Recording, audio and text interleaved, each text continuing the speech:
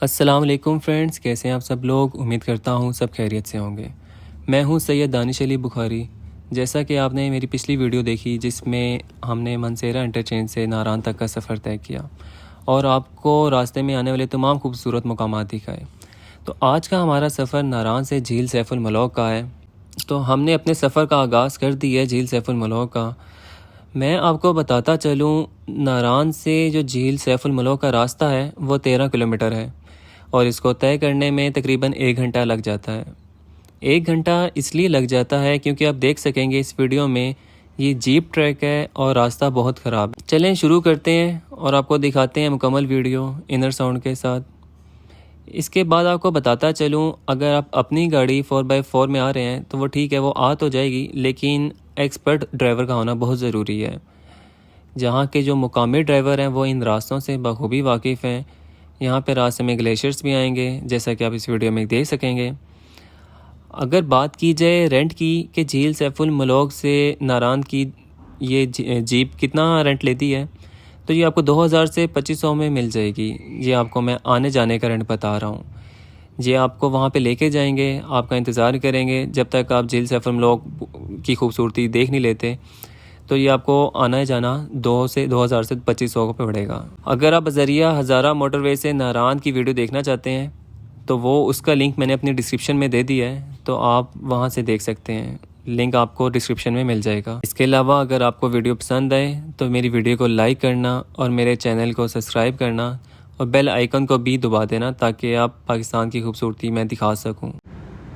جیسا کہ آپ کو پتہ ہے ہمارا سفر جھیل سیف الملوک کا ہے، تو ہم جا رہے ہیں جھیل سیف الملوک اور راستہ بہت ہی مشکل، بہت ہی خراب ہے۔ تو جب تک ہم جھیل سیف الملوک پہنچتے ہیں تب تک میں آپ کو جھیل سیف الملوک کی سٹوری سناتا ہوں۔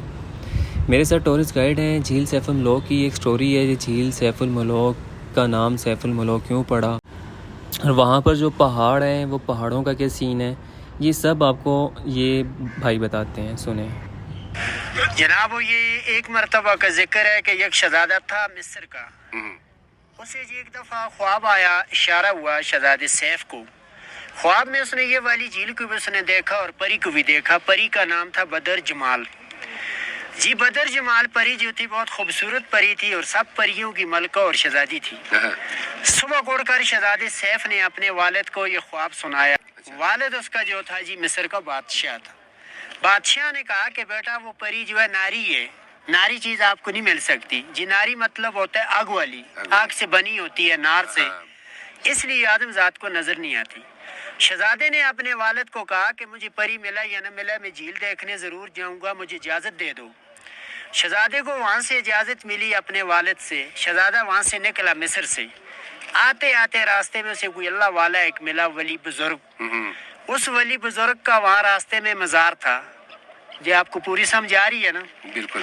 اس ولی بزرگ کا وہاں راستے میں مزار تھا، کوئی غیبی ولی تھا وہاں راستے میں بیٹھا ہوا تھا۔ شہزادہ وہاں سے گزر کر آ رہا تھا جھیل کی طرف، جھیل ڈھونڈ رہا تھا۔ اس ولی نے شہزادے سے پوچھا، اے شہزادے آپ کس لیے یہاں جنگل میں گھوم رہے ہو، جا رہے ایریے میں؟ شہزادے نے کہا کہ میں تو ایسی ایک جھیل ہے، وہ جھیل دیکھنے جا رہا ہوں۔ اس ولی سے جی پھر اسے ایک سلیمانی ٹوپی مل گئی، میجیکل کیپ۔ اچھا۔ ٹوپی ملنے کے بعد اس کے قبضے میں جند آ گئی، جنات، بھوت۔ ان جناتوں شہزادے کو وہاں سے اٹھایا مصر سے، یہاں لا کر اتارا یہ جھیل پر۔ یہیں پر اس نے جھیل دیکھی، جھیل کی پہچان کی شہزادے نے۔ اس نے کہا کہ جھیل تو یہی ہے جو میں نے خواب میں دیکھی ہے، مجھے پری جو ہے وہ یہاں کیسے مل سکتی ہے؟ جنہوں نے کہا کہ اس کے لیے چیلا کرے اور عبادت کرے۔ شہزادے نے یہیں پر 40 دن چیلا کاٹا ہے، جس پتھر کے اندر اس نے چیلا کاٹا ہے 40 دن اللہ کی عبادت کی۔ 40ویں دن کی بعد اس نے اللہ سے دعا مانگی۔ اسی دن میں کہتے ہیں کہ وہ پری یہاں نہانے کے لیے آ رہی ہے اس جھیل کے اندر، کوئی کاف سی۔ اچھا۔ تو کوئی کاف جو ہے روس میں اور چیچنیا کی طرف ہے، رشیا میں۔ اچھا۔ وہاں پہ جو ہے پرستان ہے۔ وہاں سے یہاں 7 سہیلیاں آئی ہوئی تھی یہاں نہانے کے لیے۔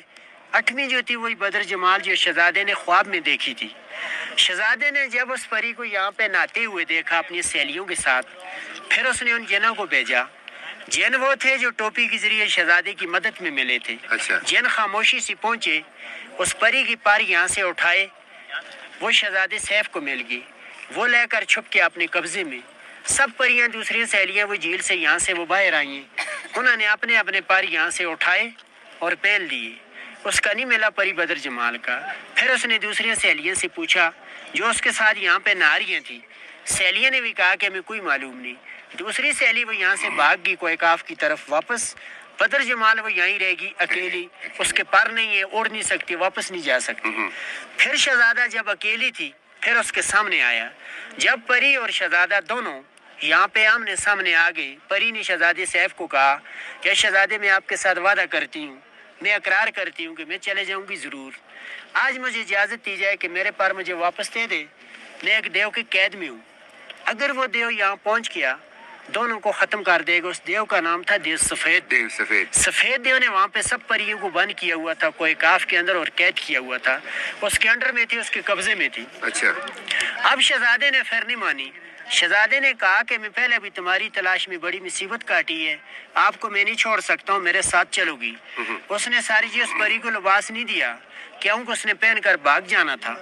परी और शहजादा दोनों इस नारायण के तरफ चले गए, रवाना हो गए नीचे नारायण की तरफ। दूसरी सहेली को एकाफ पहुंची है। उन्होंने वहां जाकर देव सफेद को बताया कि मलका बदर जमाल जो हमसे जुदा हो गई है, उसका कोई पता नहीं झील में डूब गई क्या हुआ। देव को ये राज नहीं बताया कि लिबास किसी ने चुरा लिए।